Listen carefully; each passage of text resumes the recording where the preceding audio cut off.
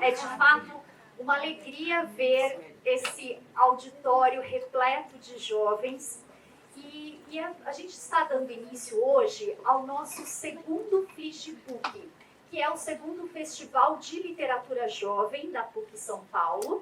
E ele é resultado de um trabalho de um grupo de pesquisa que temos, que se chama Literatura Juvenil, Questões Teóricas e Práticas de Leitura. E esse grupo, ele foi criado justamente com o desejo de não falar sobre os jovens apenas, mas de falar com os jovens, com vocês. Nós temos muito essa ideia, né, difundida de que jovem não lê, não gosta de leitura, e nós sabemos que isso é um equívoco. Vocês leem. Talvez o que as pessoas não saibam é que vocês não leem aquilo que nós achamos que vocês deveriam ler. E é sobre isso que a gente quer conversar.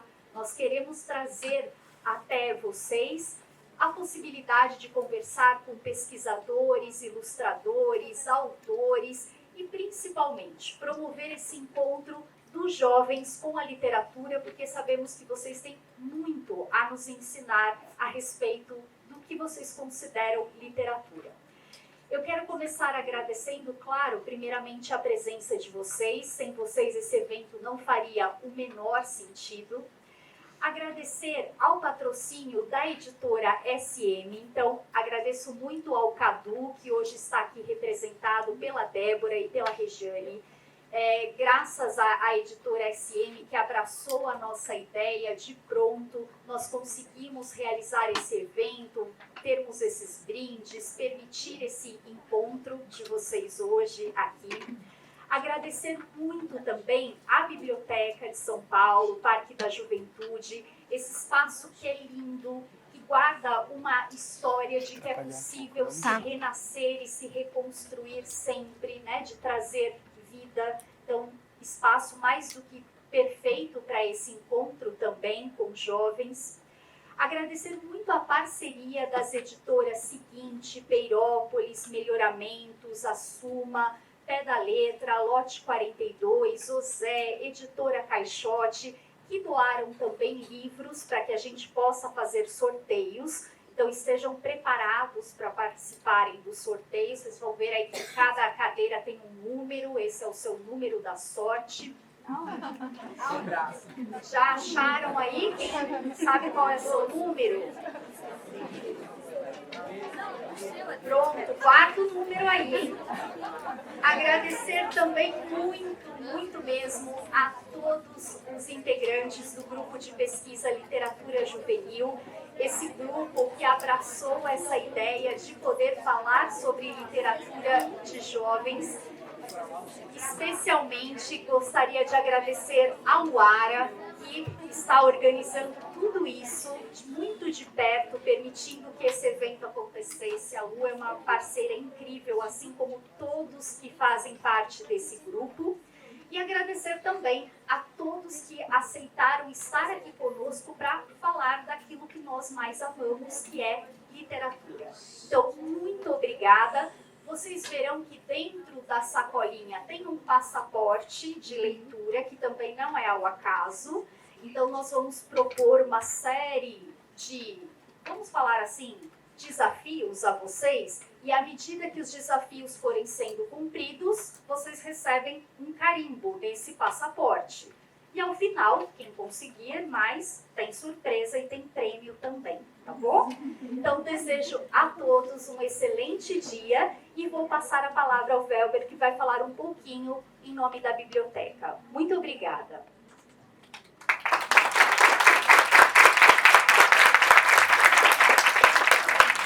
Boa tarde. Bom dia, né? Já tô adiantando, é que eu acordei cedo para chegar aqui, né? Me preparei, acho que é mais a ansiedade. Então, bom dia para todos. É um prazer receber vocês, né? Jovens alunos. É um prazer receber a segunda edição aqui do FligiPuc. É um evento que mobiliza, né, os jovens, inserem vocês, né, no mundo da literatura. A gente eu acho que é super viável, né, acontecer dentro de uma biblioteca um evento de literatura. Então eu queria agradecer à equipe, aqui, a vocês, e dizer que aqui a biblioteca, né, é para vocês utilizarem os nossos espaços, os nossos serviços, a nossa programação cultural, não só no dia de hoje, né? Eu sei que as escolas estão vindo da Zona Leste, eu sou da ZL também, eu sou do Tatuapé, eu não sei se as escolas ficam nessa região, mas convidar para que vocês venham também em outros momentos. A gente tem uma programação bem diversificada, né? O espaço é público, né? Faço parte aqui da programação cultural da Biblioteca de São Paulo e da Biblioteca Parque Vila Lobos, que são públicas, bibliotecas públicas, geridas pela organização social SP Leituras. Então, convidar vocês a virem em outros momentos. A gente tem atividade para todos os públicos, né? Desde bebês até os idosos ou mais 60, né? Aí a forma de falar de cada um dos grupos, né? Como preferir. Mas a gente tem então as oficinas de smartphone, para os bebês ambientar eles nesse universo leitor através do Lê no Ninho, que é um programa que é de aproximação do universo leitor. Então, através de músicas, brincadeiras, contação de histórias. E para vocês a gente tem também oficinas de escrita, oficina de histórias em quadrinhos, que eu sei que é uma das pautas que vai ter, né, na mesa de conversa, nessa roda de conversa. Então, tudo que vocês estão vendo, vocês podem vir também aqui para a biblioteca em outros momentos para participar. Então, participar de oficina de escrita, de poesia, de história em quadrinhos. A gente tem cursos de longa duração, é algo que é novo aqui para a gente, mas a gente tem cursos de longa duração. Ao longo do ano tem acontecido. Aqui é de escrita, né, que passa por todas ou boa parte das linguagens, né, de escrita. Na outra biblioteca, que fica em Pinheiros, a gente tem de histórias em quadrinhos. Eu não sei, aqui tem muitos jovens que de repente têm interesse. Se quiserem participar do curso de histórias em quadrinhos, é com o Caco Gagliardo. Aí depois podem vir falar comigo, eu passo para as professoras também as informações, tá bom? E é isso, o intuito, né, é acolher, não só hoje, mas em outros momentos, vocês também, para a nossa programação. É isso, então, desejo a todos um bom evento e obrigado.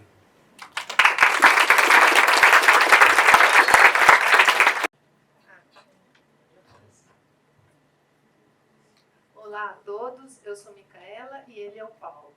Então, a propósito de desafios, já gostaríamos de convidar alguém para vir ler um poema. É só ler. É só ler. Quem que gosta de poesia? Isso. Uau! Você quer ler um poema comigo? Ela quer. Ela quer. Qual que é o seu nome?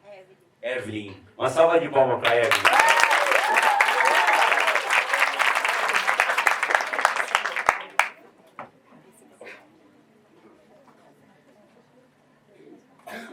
É de improviso, então. Um bom dia a todas, a todos e a todas. Nós vamos falar hoje sobre inclusão. E eu e a Evelyn vamos ler um poema para vocês. O título do poema é Antirracismo, da poeta Beatriz Nascimento.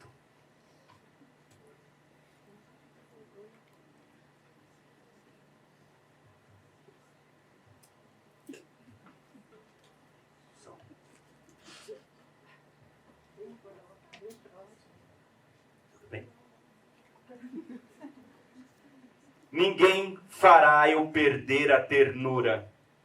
Como se os 4 besouros, geração da geração. Gestação da liberdade. Voo de graça, seguro. Ninguém fará eu perder a doçura. Seiva de palma, plasma de coco. Pêndulo em extensão, em extensivo mar aberto. Cavala escamada em leito de areia. Ninguém me fará racista. Haste seca, putrificada. Sem veias, sem sangue quente. Sem ritmo de corpo. Dura, Jamais fará que em mim exista câncer tão dilacerado.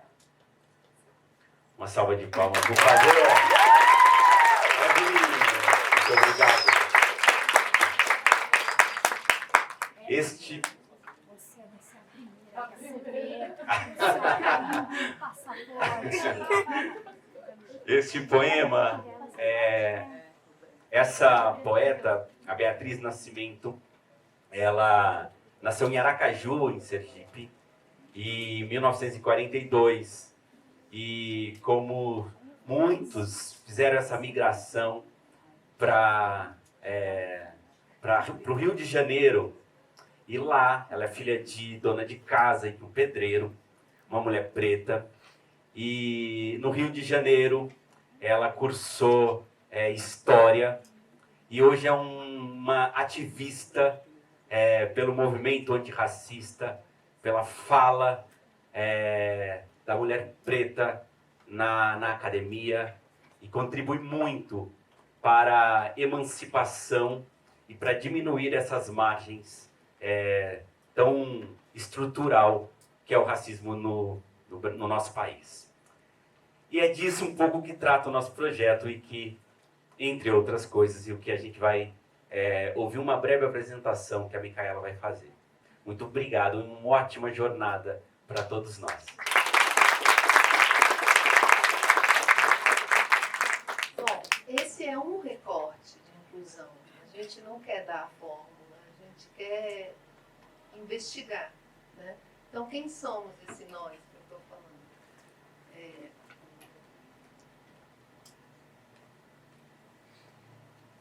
A PUC tem muitos projetos e é legal entender que o pesquisador investiga antes de mais nada, né? Então, nós, para o dia de hoje, decidimos criar, entre tantas coisas que o projeto pretende, é um projeto que junta literatura com design. Imagina isso. E daí a gente criou para hoje o PLIT, que é o nome do projeto, PLIT Investiga. Então começamos por aqui, por hoje, por esse momento, né? por esse embarque.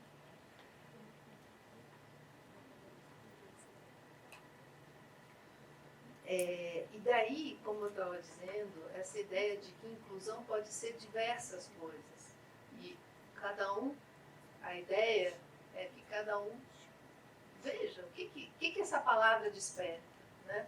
A gente pode pensar tanta coisa, né? E se Marco Zero é aqui, né? Você sabe a história desse espaço anterior à biblioteca? Vocês sabem? Sabem a origem? Sabem que aqui é uma das maiores prisões, o Carandiru? Então, é uma coisa muito forte, muito incrível. Então, o que é isso? Né? Se a gente pensar, não era uma prisão e depois virou Parque da Juventude e agora temos essa biblioteca tão grande. Então, já temos algumas ideias aí, né? E aí, vocês estão aqui ocupando, uma verdadeira ocupação do espaço. Como acontece pela cidade, né? Várias ocupações, né? São várias bibliotecas, mas não só, né? Lugares que são nossos, que a gente vai, frequenta, se abriga, se encontra, lê, né? Desenha, né?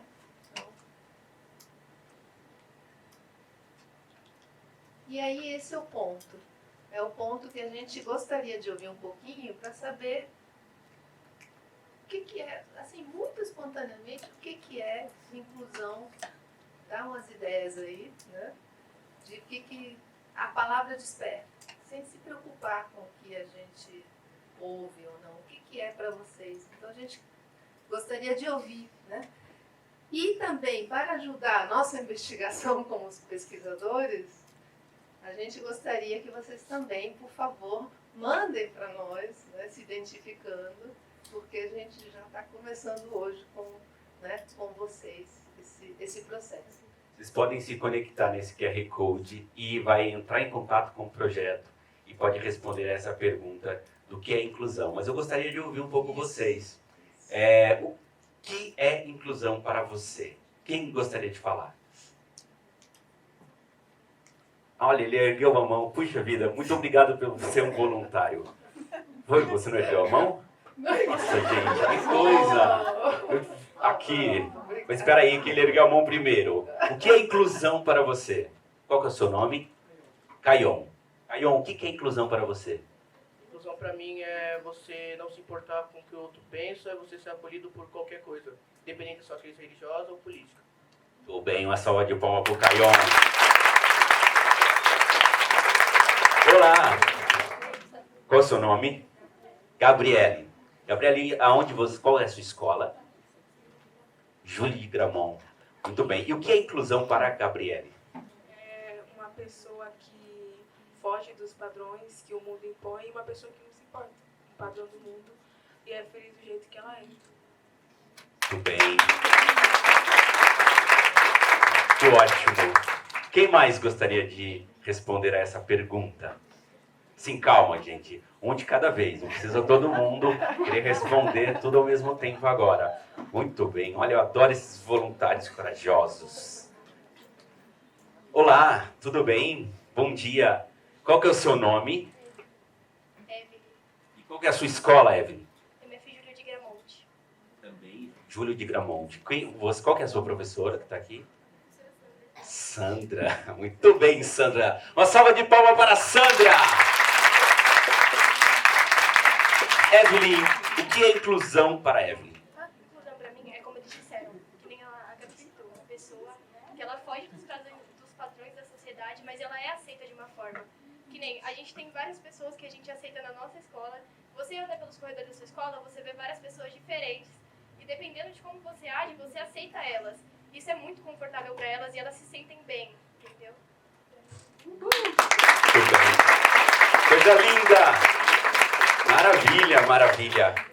Falas bonitas, falas fortes. Mais uma resposta para a gente passar para o nosso próximo desafio. Ó, tem várias pessoas que já têm aqui merecimento de carimbos, hein, professora Diana? Muitos carimbos. Olá, tudo bem? Qual o seu nome? Gabriela. Gabriela, você também estuda em? Padre Antônio Vieira. Padre Antônio Vieira. E você veio com que professora? Com o professor Evandro. Professor Evandro. Uma salva de palmas para o professor Evandro. E o que é inclusão para a Gabriela? A inclusão, para mim, é todo mundo ter o mesmo direito e poder fazer as mesmas coisas, independente do que ela tenha de diferente. Por exemplo, você chegar num restaurante e ter um espaço um pouco mais silencioso e reservado para pessoas autistas, ou ter um cardápio em braille para quem é cego, ou alguém que entenda Libras, ou outros tipos de inclusão também, para mulheres e essas coisas, para mim é isso. Muito bem, coisa maravilhosa! Isso. Eu agradeço a participação. Mais alguém? Ok, então vamos a essa nossa última pergunta, resposta. Olá, tudo bem? Qual que é o seu nome? Gabriela. Gabriela, gente, eu acho que as Gabrielas resolveram falar. Então, as 5 Gabrielas que responderam. Ótimo, Gabriela. Gabriele. E de que escola você vem? Do Vieira. Do Vieira. Gabriele, o que é inclusão para você? Pra mim é acolhimento, você acolher alguém independente da diferença. Tipo, você acolher e amar ela independente de como ela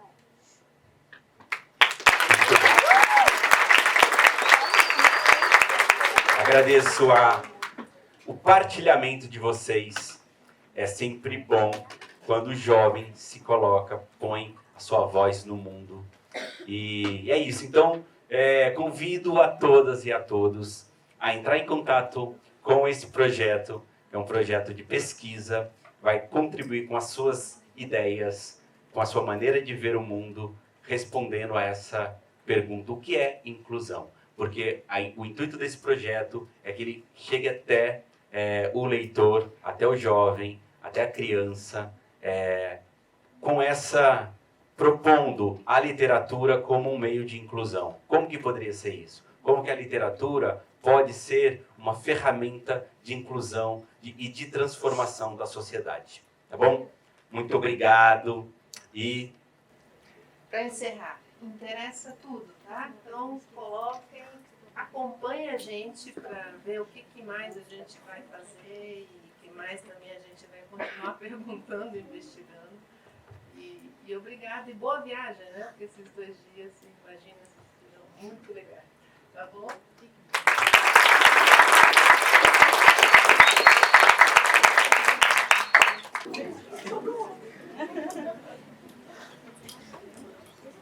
Bom, então podemos começar? Eu não sei. Dá uma olhadinha. Antes de começar, só, eu queria... a Diana já fez os agradecimentos, mas eu queria fazer mais um agradecimento, que é para a Camila. A Camila tá aí? Cadê a Camila? Aí, olha. A Camila, gente, ela é a ilustradora de toda a nossa comunicação visual. Então, esse mundinho que vocês estão vendo com um livro na cabeça, a gente fez um concurso cultural para fazer a ilustração, então, do nosso evento. E essa ilustração que está estampada em todos os lugares, nas sacolas, em toda a comunicação visual do evento, quem fez, então, foi a Camila. Então, também quero uma salva de palmas para a Camila.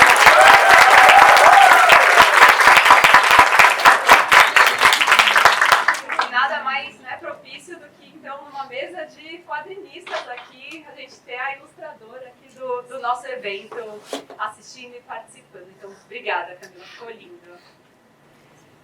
Eu vou começar, então, gente, a nossa primeira mesa sobre histórias em quadrinhos, apresentando os nossos 3 convidados aqui. Começar com o Johan Araújo, que é roteirista e ilustrador de Volta Redonda, interior do Rio de Janeiro. Criou as tirinhas Devaneios, que estão para completar 10 anos. Desde então, lançou 3 livros, criou animações para as redes sociais e muito mais. A Petra Leão é roteirista e redatora.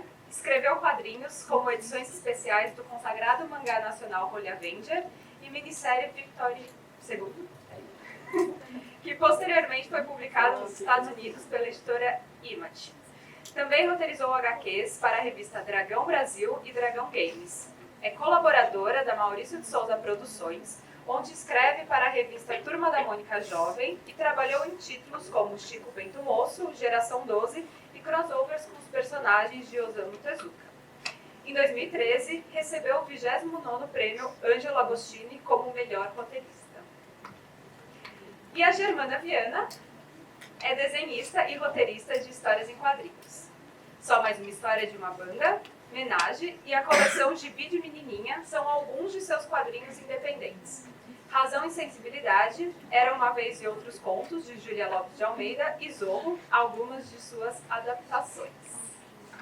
Então, gente, é muito feliz de estar com essa mesa que tem uma diversidade. Então, a gente tem gente que faz quadrinhos na internet, né, com roteiro, que desenha. Então, dá pra gente ter uma noção bem ampla, assim, realmente, de quem trabalha com histórias em quadrinhos. Então, eu espero que vocês aproveitem, façam muitas perguntas. Eu vou passar a palavra para eles com uma primeira provocação e depois eu quero a participação de vocês, então, fazendo as perguntas, curiosidades que vocês tenham, dúvidas. Isso, podem perguntar. Mas a primeira provocação assim, que eu quero fazer para vocês, eu quero que vocês contem um pouquinho como vocês começaram a trabalhar com as histórias em quadrinhos, como que foi esse processo para vocês, se vocês sempre leram histórias em quadrinhos, como foi isso. E também quero que vocês falem o que vocês entendem como essa importância, então, de ler as histórias em quadrinhos, né? Quando jovem, quando criança, quando adulto. Essa primeira provocação para vocês, bem tranquilo. Então, quem quer começar? Começa quem tem cabelo rosa. Eu acho que tem que começar ele. Ué? Ah, então beleza. Tem certeza que quer começar? Pode.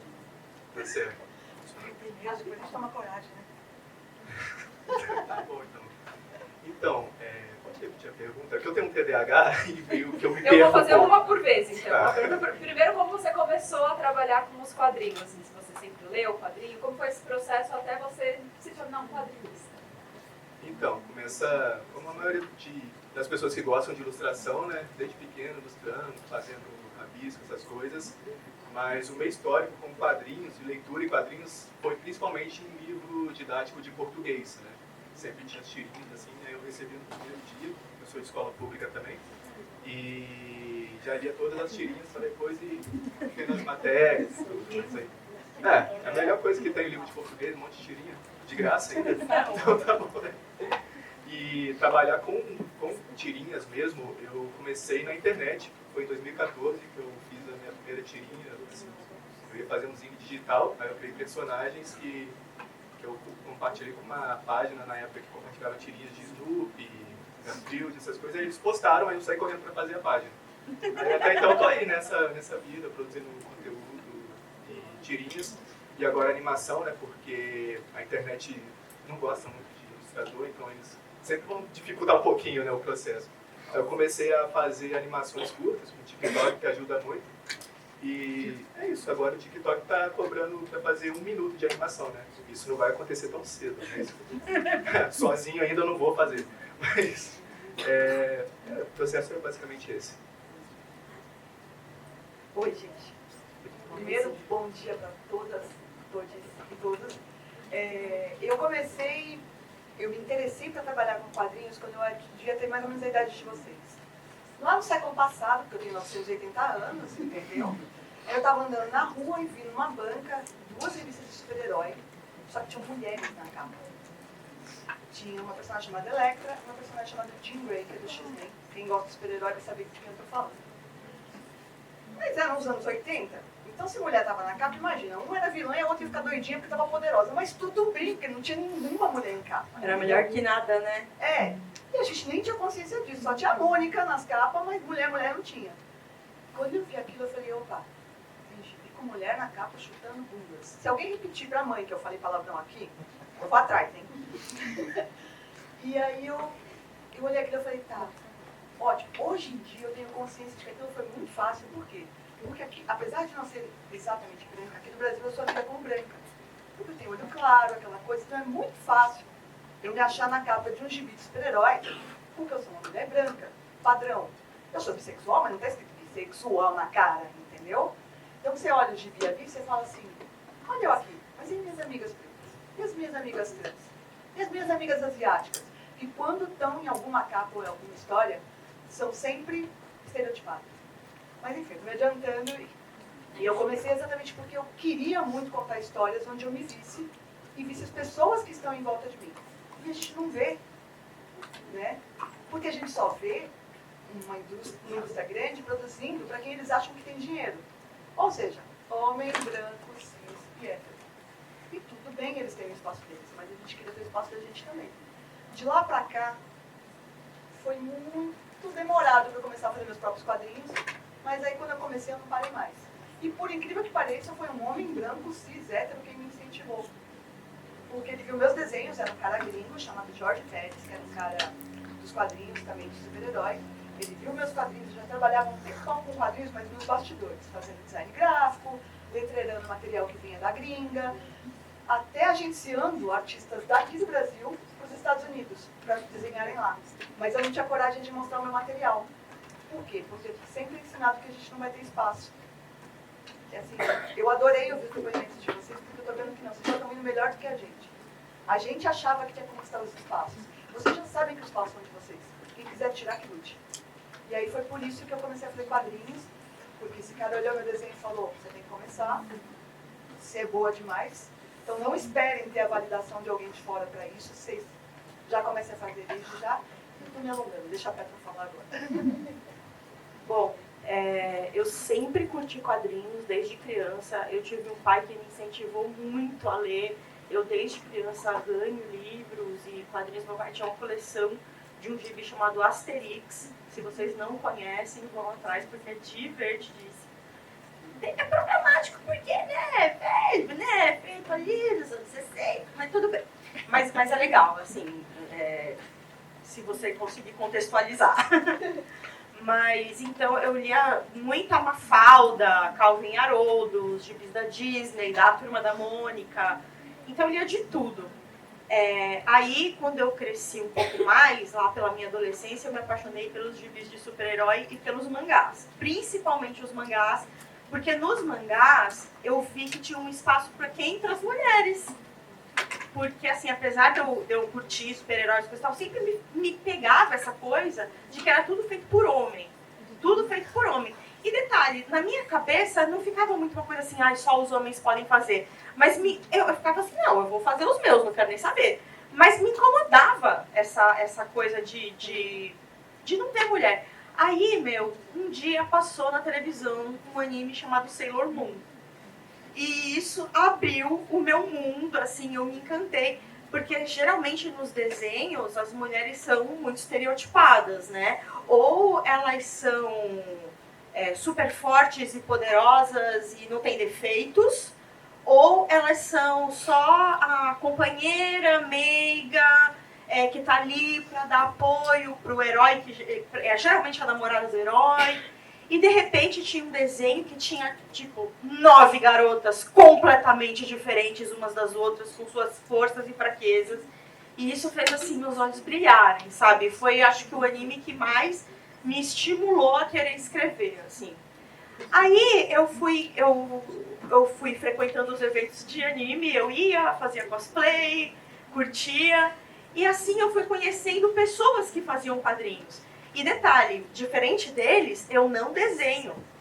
Eu queria fazer quadrinhos, quer dizer, eu desenho, mas eu desenho pra mim. Eu não considero que eu desenho tão bem pra eu desenhar minhas próprias histórias. A verdade é que eu tenho tempos. Mas ali nesses eventos, eu conheci pessoas que curtiam desenhar e que, por outro lado, não sabiam escrever. Então eu fui fazendo parcerias e também teve um editor que eu conheci que me estimulou muito, que foi o Marcelo Cassaro, que tempos depois virou meu namorado, depois desvirou meu namorado. Mas ele também, eu cheguei, mostrei minhas ideias para ele, coisa e tal, e ele achou legal. E um dia ele me convidou para escrever para a revista dele. Aí eu fiquei assim, mas é sério? Tipo assim, escrevendo assim? E a gente parou. Vocês vão me pagar para escrever? Aí eu comecei e não parei mais, entendeu? E foi assim que começou. Muito bom. É sobre encontrar os nossos espaços, né? Seja ele onde for, encontrar a nossa voz, nosso espaço. E eu quero encontrar o espaço de vocês também com perguntas. Quem quer começar com perguntas, ouvindo aqui essa primeira introdução? Eu sei que vocês querem, gente. Podem. Aí. Quer que eu passo ali? Olha, eu falei, começa quem tem o cabelo rosa. É sempre. Não é rosa, Não é rosa, é vermelho. É vermelho. Pra quem quiser. Foi fácil pra vocês, tipo, tiveram apoio da família ou não? Tipo, família, amigos, colegas, ou foi vocês por vocês? Quer ir primeiro? Eu tive apoio no sentido... Eu queria fazer desenho, me incentivaram a fazer desenho. Eu queria assistir desenhos, me deixavam assistir desenhos. Mas era tudo visto como, é só um hobby, porque um dia ela vai casar, sabe? Quando eu falei assim, eu tô indo pra carreira de quadrinhos, rolou uma tensão assim, entendeu? Eu tô indo pra... Eu sou formada em artes plásticas pela Unesp. Quando eu falei, olha, eu tô entrando em artes plásticas, rolou aquela tensão assim, do tipo, mas ainda tinha aquela ideia, a mulher vai casar. Sabe? Aquela coisa errada, a mulher vai casar, então tá tudo bem. Né? E aí, quando eu comecei a trabalhar com quadrinhos mesmo, propriamente dito, não existe um apoio familiar, falando só familiar, tá bom? E eu tô falando da família que me botou no mundo. A família que eu arranjei na vida, aí sim, eu tenho todo o apoio do mundo. Porque, para muita gente, a família de verdade não é só que botou a gente no mundo. São os amigos, são as pessoas que a gente vai colocando no coração e que colocam a gente no coração. Essa família tem todo o apoio do mundo. O meu parceiro, a minha crush, os meus amigos, todos me ajudam a sempre estar continuando, né? Mas assim, a minha família... Não, gata. Então, quando descobriram que parte do meu trabalho é quadrinho erótico e de terror também, aí que a coisa pegou. Entendeu?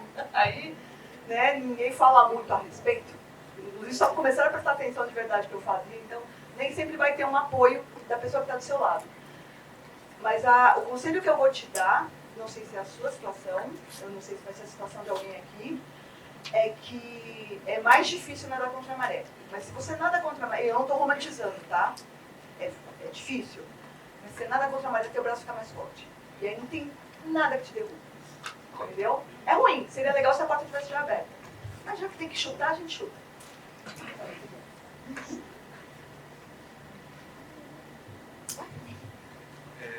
Não, eu não tive apoio da família e de alguns amigos, principalmente os mais próximos, eles não acreditam, né? Para aquela história de prata de casa, santo de casa, né, na verdade. Estou misturando as coisas. Santo de casa não faz milagre, mas eles compartilhavam de outros artistas, principalmente aqui de São Paulo e tudo, mas os meus eles só começaram a compartilhar quando começaram algumas pessoas mais conhecidas a compartilhar, e a minha família só começou a apoiar mesmo depois que viu que, tipo, eu estava levando dinheiro para casa, né? Eu morava com a minha mãe, meu pai já é falecido, e inclusive ele era ilustrador também, nunca trabalhou, por isso que no interior do Rio não tinha muita informação, né? Para saber como começar a trabalhar com desenho e tudo. Então, no começo é bem complicado, né? Eu sempre recomendo para todo mundo que quer assim, não tem apoio em casa, pega e faz sem divulgar para o pessoal, sabe? De perto, divulga para fora. Eu sou do interior do Rio, eu divulgava muito para o pessoal aqui de São Paulo, né? Porque se eu tivesse divulgado na minha cidade, eu estava ferrado, eu já tinha desistido, sabe? Mas conforme você vai pegando força e participando principalmente de eventos assim, de quadrinhos, essas coisas que só aí que você acredita muito mais no seu trabalho, você vê que as pessoas gostam mesmo, né? Porque como é que é possível, né? As pessoas da sua volta não gostam, mas as pessoas de fora gostam. A coisa mais louca do mundo é quando alguém diz que assim, comprou um quadrinho seu, não é? Porra! Nossa, a primeira vez que compraram, eu falei, como assim você gosta? A primeira vez que eu fiz a campanha no Catarse, tipo, bateu em 15 dias, sabe? Eu demorei 4 anos para fazer a minha primeira campanha. Porque eu não acreditava, porque as pessoas à volta não acreditavam. Então, tipo, não é esse papo de post, essas coisas, mas se você acredita no que você faz, você tem que fazer e ignorar mesmo as pessoas à volta, porque elas vão querer que você faça alguma coisa que dê dinheiro, né? Ironicamente, as coisas que os meus irmãos fizeram, os cursos que eles fizeram, hoje em dia ninguém está trabalhando na área que supostamente dava dinheiro. Né? E eu na área que não dava dinheiro, estou trabalhando até hoje, né? Uns 10 anos aí. Né? Eu tive bastante sorte, porque eu sou filha de artistas. Meu pai é músico e minha mãe era atriz, ela já é falecida. Mas então, eles como eu falei, eles sempre me deram quadrinhos, eles sempre me estimularam muito, só que eles achavam que eu ia ser desenhista.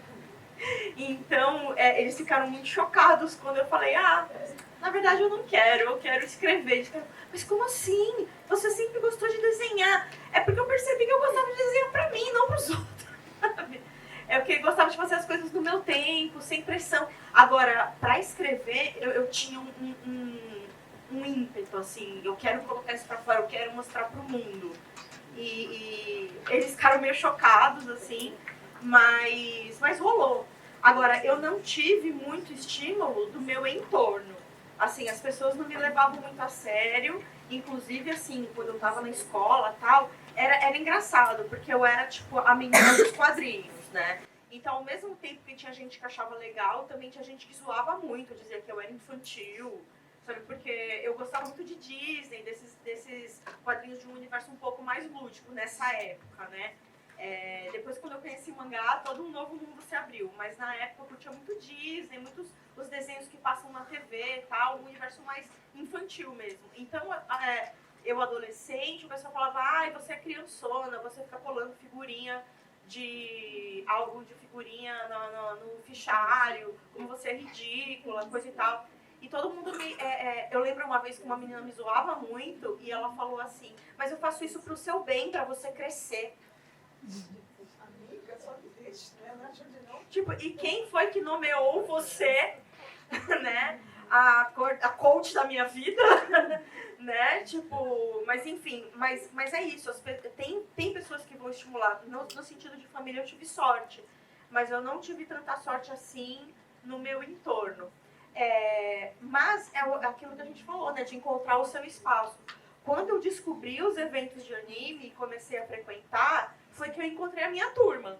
Sabe, de repente eu tava ali conversando com um monte de gente que também queria desenhar, também queria escrever, também queria contar histórias, onde não era ridículo você colecionar quadrinhos, você falar sobre quadrinhos, você querer trocar sobre quadrinhos. E, no momento em que eu entrei nesse meio, tudo aconteceu, sabe? Eu fui conhecendo pessoas, e um estimula o outro, sabe? É uma coisa muito gostosa. Então, é isso, sabe? Às vezes é difícil a gente encontrar, né? Onde a gente se encaixa, mas existe um lugar onde você se encaixa, é só encontrar. Agora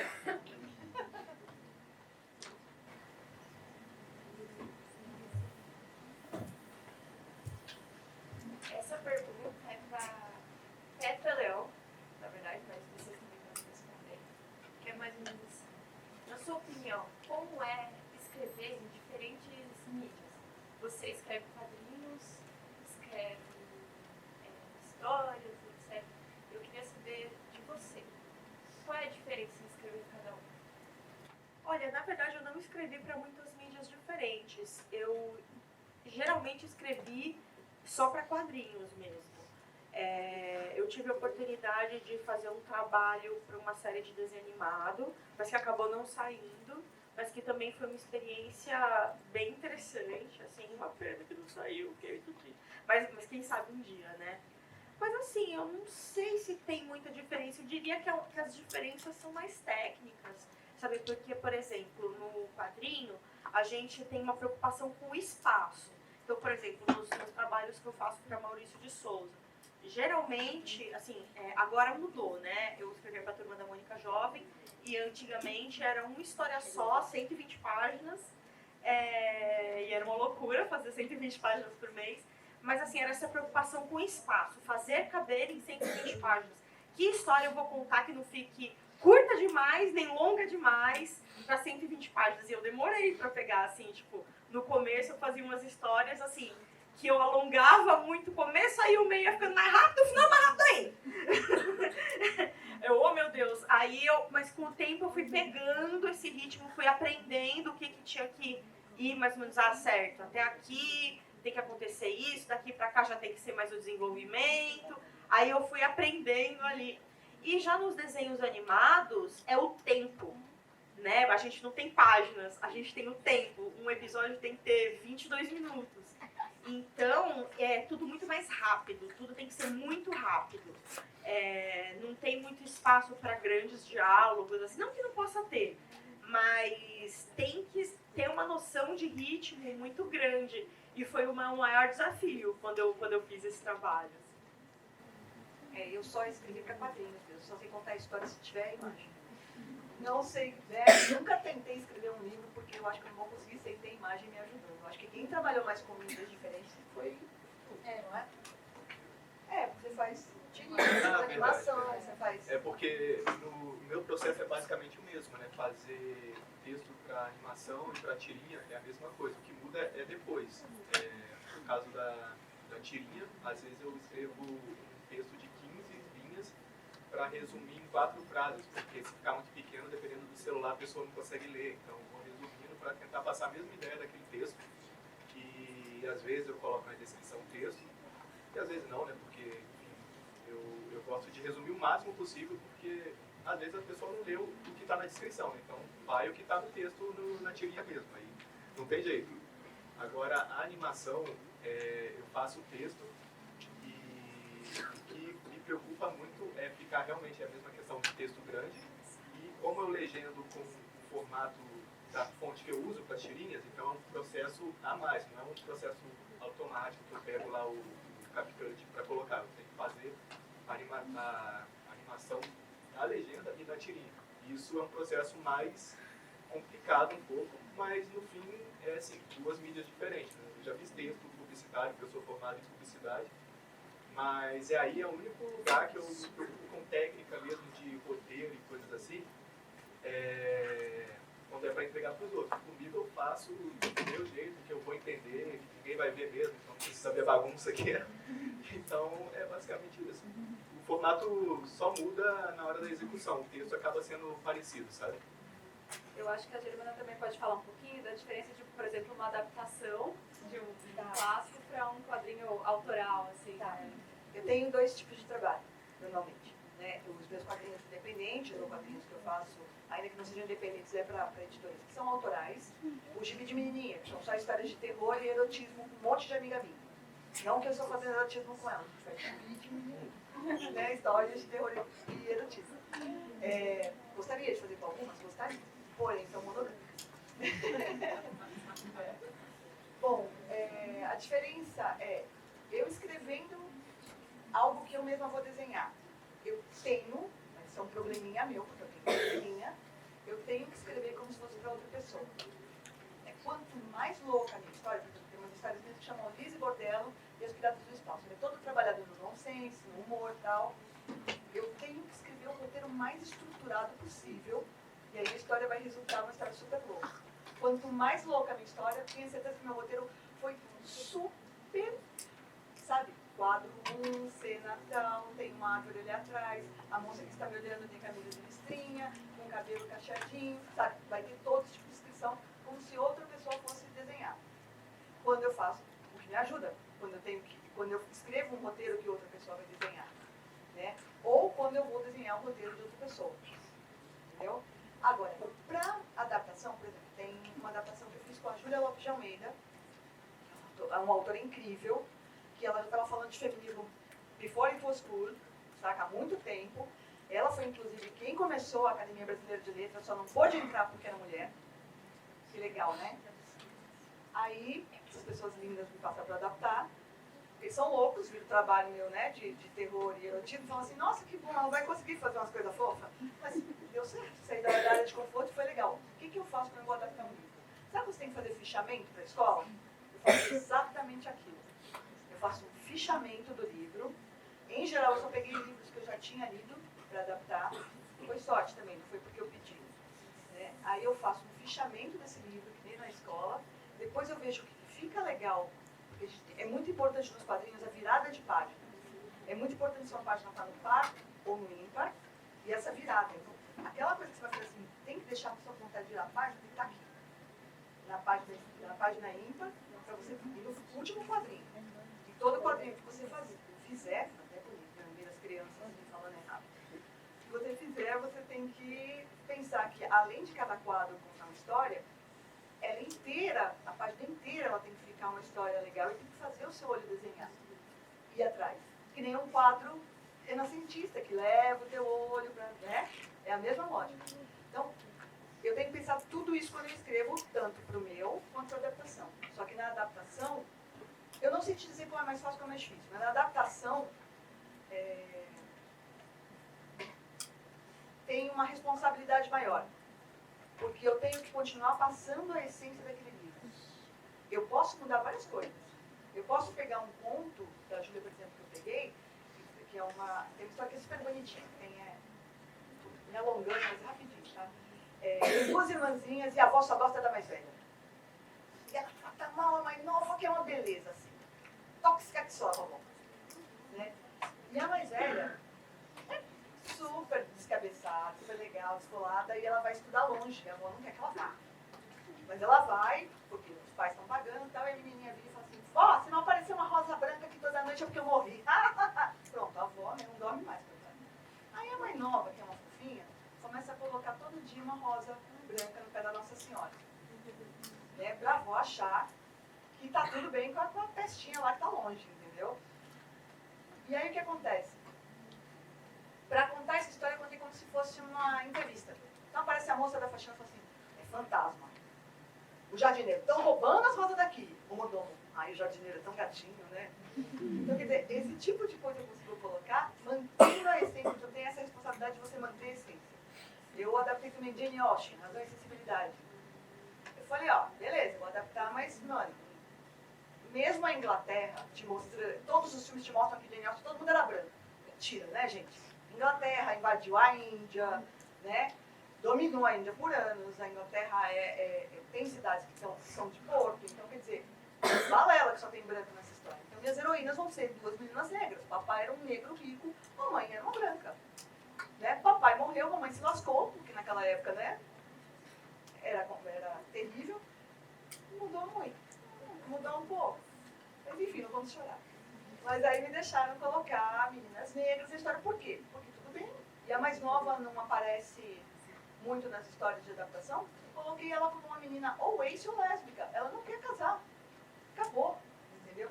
E aí meus editores são legais e deixam isso acontecer. Por quê? Porque a essência está lá. Então tem uma responsabilidade maior quando você está trabalhando o texto de alguém. Mas basicamente, me perdi. Mas é isso. É isso. Eu falo demais, gente. Sempre bom. Não, tá ótimo, maravilhoso.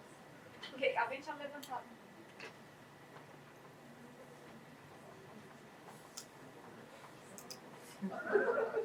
Eu não sei. Bom dia.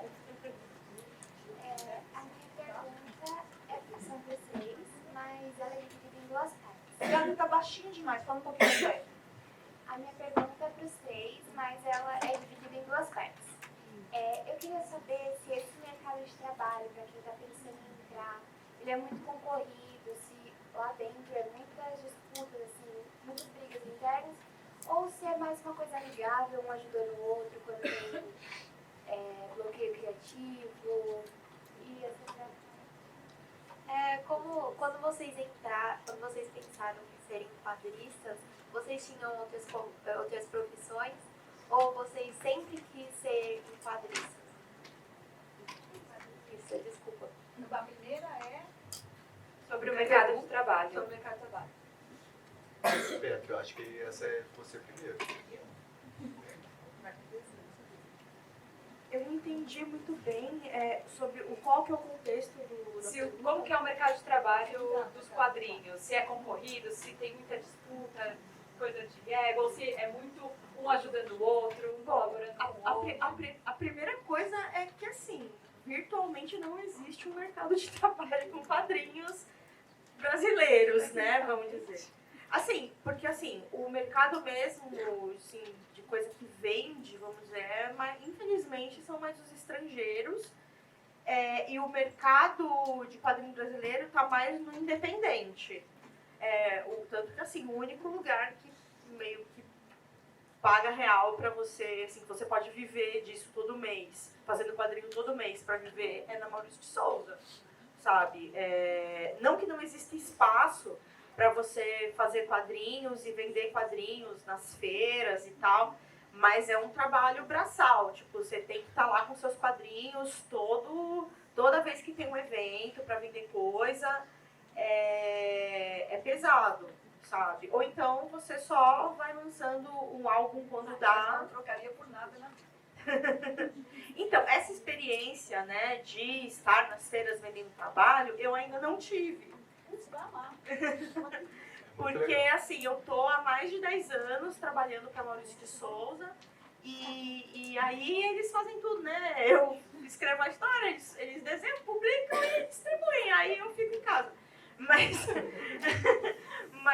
eu tenho muita vontade de fazer um quadrinho autoral. E aí, fazer isso, de ir nas feiras, coisa e tal, de mostrar o meu trabalho mais pessoal, né? Porque, bem ou mal, quando eu escrevo pro Maurício, são os personagens dele, com as expectativas da empresa, né? E assim, eu não vou mentir não. Por exemplo, pra você trabalhar numa Maurício de Souza da vida é difícil, não é fácil, sabe? E pra roteirista, infelizmente, é mais difícil ainda. Porque se você tem um desenho bonito, se você desenha bem, se tem um desenho legal, isso já é um cartão de visita, sabe? Você consegue, de repente, uns trampos tipo isso. A Germana, o pessoal viu o desenho dela e falou, meu, que legal, vamos fazer essa adaptação aqui e tal. Agora, é difícil o roteirista porque o roteiro, ele é um meio para um fim. Então, tipo, um portfólio de roteiro, o que é? Umas frasezinhas? Não sei, sabe? Tipo, é complicado. E realmente, assim, eu não vou falar que é um meio fácil. Agora, a parte sobre se o pessoal se ajuda, coisa e tal, no geral, assim, claro em todo lugar, né? Tem pessoas que são tretadas umas com as outras, mas em geral eu acho que é um meio muito amigável. É um negócio que o pessoal estimula muito um ao outro, um apoia o catarse do outro, financiamento coletivo. Nos eventos o pessoal faz questão de comprar os quadrinhos independentes uns dos outros. Então, no geral, eu vejo como um meio bastante amigável.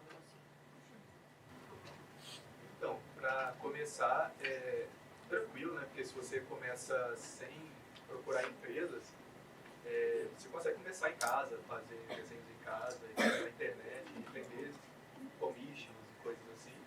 É bem tranquilo, só precisa achar os lugares que vão comprar arte, né? Tem gente que vende para fora. Tá certo, tá bom. Tem gente que vende para fora os desenhos. No meu caso, eu faço tirinha e apoio o meu trabalho basicamente com produtos, né? Prints, canecas e livros. Quando bate eu lancei um por editora, mas eu lancei 2 pelo Catarse, então tem todo um processo de divulgação que você tem que fazer também.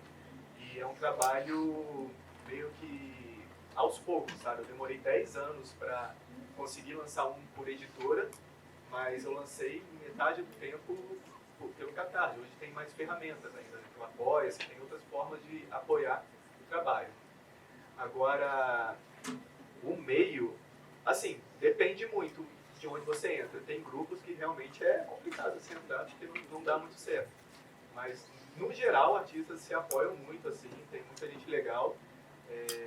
Eu sempre falo assim com as pessoas, quando me pedem conselho assim, eu falo, olha, depende da pessoa que você está pedindo conselho também. Já teve gente que me deu conselho sem eu pedir, principalmente, e me desmotivou muito. E teve gente que vai falar assim, os pontos bons e os pontos ruins, né? Eu falo muito do Sidão, né? O Sidney Guzman, que falou sobre o meu texto e tal, que é bom, que era para investir mais nisso. E isso me motivou muito, isso acho que foi na primeira Comic Con ou na segunda Comic Con que eu fui. Então, tem gente boa. Assim como tem gente, o Sidão já está há muito tempo aí e está incentivando gerações e novas gerações e tudo. Tem gente que começou ontem e está falando mal de todo mundo, sabe? Então, é saber quem investir as suas expectativas assim, de conselhos bons. Basicamente isso. Bom, é assim. Existe, como a Petra falou, não existe um mercado nesse. Você tem um cenário de quadrinhos absurdamente maduro, com estilos de quadrinhos para todo mundo, tem desde infantil até o erótico, o terror, romance. Eu sou uma autora que eu tenho gibis de comédia, de romance, de adaptação, de terror, de erótico, terror no erótico, só erótico, né? Mas a gente não tem exatamente um mercado estruturado. Existe um mercado porque existe uma troca de produto e venda. Não existe um mercado estruturado. A gente tem esse problema não só com quadrinhos. Cultura de modo geral, no Brasil, além dela ser não muito valorizada, porque as pessoas não têm consciência, quando elas sentam na frente da TV para ver aquela novela, é um produto de cultura, é um produto que tem profissionais trabalhando ali, passou-se por 4 anos em que não é só que não se incentivou a cultura, se pisoteou e tentou matar a cultura. Porque para um governo ditador, para um governo tirano, é muito importante que o povo não saiba contar a própria história. E aí não se incentiva as pessoas a contar. Porque quando você está fazendo quadrinhos, quando você está fazendo literatura, quando você está fazendo cinema, quando você está fazendo música, teatro, o que for, qualquer expressão artística, você está contando histórias. Você está refletindo sobre o seu momento, ou sobre momentos que passaram, sobre as pessoas que estão em volta de você, para poder colocar isso. Então, nesse sentido, a gente não tem um mercado consolidado que valorize isso. A gente não tem que nem a Coreia do Sul, que joga dinheiro nos grupos de K-pop e os caras trabalham só vivem disso, coitado, mas eles ganham bem pra caramba e fez isso, sabe? Explodir o cinema, explodir as séries, explodir as webcomics deles, sabe? A gente não tem um governo que entendeu ainda que o poder cultural cria o que se chama um soft power, que é um poder que parece fraquinho, mas não é, de você levar contar a sua cultura para todo mundo, contar a sua história para todo mundo. É um cartão de visita do país, né? É, Pode e ser, que como traz fizeram com o investimento, K-pop. traz coisas de volta, entendeu? Traz empregos, porque, por exemplo, se eu trabalho em quadrinhos e eu não tenho estrutura, eu vou ter que fazer tudo. Mas se eu tenho verba, eu vou contratar uma amiga para colorir, eu vou contratar um amigo para letrerar, eu vou gerando essa cadeia de trabalho que vai gerando no mercado. Tá? Diferente da Petra, ela falou assim que só existe o Maurício de Souza, eu, por exemplo, eu dificilmente trabalharia no Maurício de Souza, até porque lá se exige que você tenha um background que não seja tão pornográfico e do terror que nem eu tenho, entendeu? E eu sou meio clara a respeito disso na internet. Eu sou muito amiga do Cidão e tudo mais, né? Mas assim, eu não sou o autor que se encaixaria lá e nem sei se eu seria alguém que gostaria disso, porque eu ficaria presa tempo demais produzindo o título de alguém e não o meu.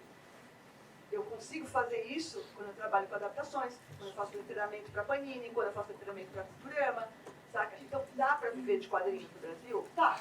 Eu vivo basicamente de quadrinhos, eu não faço outra coisa. Mas para chegar nisso demorou muito. Eu já trabalhei até com aviação enquanto estava fazendo ilustração. Eu era de manhã no trabalho, de noite desenhando. Entendeu? Eu sei os corre que eu deixei, os videogames que eu perdi, as bocas que eu não beijei, porque eu estava trabalhando. Entendeu?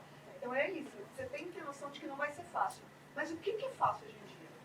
Eu acho que a Dona Maria que acorda às 3 da manhã para deixar o filho na creche, para poder cuidar do filho de alguém, está tendo uma vida muito difícil. E está sendo não valorizada da mesma maneira que eu não sou, e muito pior. Ela merecia muito mais valorização. Um professor, cara, que é quem forma todo mundo, não é valorizado. Então, quer dizer, tudo é difícil. Então, se alguém chegar e virar, que nem falaram para ele, ou falaram para mim, é difícil, você não vai viver disso, você fala assim, tá, ninguém tá vivendo de nada ultimamente. A gente tá tendo tudo fazer bico à parte, entendeu? Quem sabe a gente uma hora vai melhorar, mas tudo é difícil.